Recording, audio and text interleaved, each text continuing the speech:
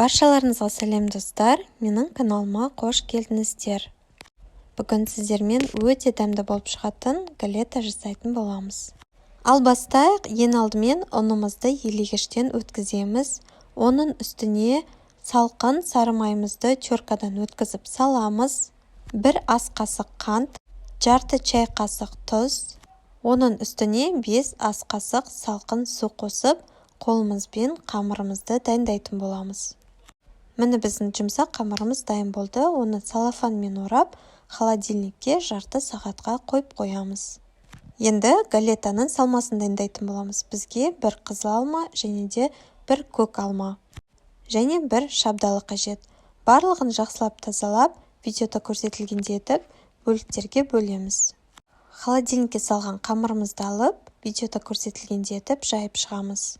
Қамырдың үстіне 2 чай қасық крахмал және де 1 чай қасық қант қосып, қасықтың көмегімен тегістейміз және де жаңағы тураған салмасын салып шығамыз.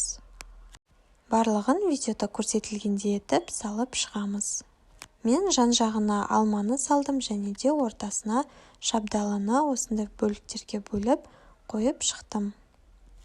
Барлығын қойып болғаннан кейін қолымыздың көмегімен осылай қант себеміз. Енді қолымыздың көмегімен қамырымызды видеода көрсетілгендей етіп орайтын боламыз, яғни салмасынан шет-шеттерін жауып тұрады. Қамырды басында мен 2 бөлікке бөлген болатынмын, мынау екінші бөлігі. Видеода көрсетілгендей етіп барлығын жасап шығамыз, салмасын саламыз, салмасының үстіне қант себеміз. Қолымыздың көмегімен қамырдың жан-жағын ораймыз. Міне біздің 2 галетамыз, оны формаға, яғни пергамент қағазы төселген формаға саламыз. Қамырымызға кисточканың көмегімен жұмыртқа жағып шығамыз. Дайын болған галетаны қызып тұрған духовкаға салып пісіріп аламыз. Галетамыз дайын болды, оның үстіне сахарная пудра себеміз.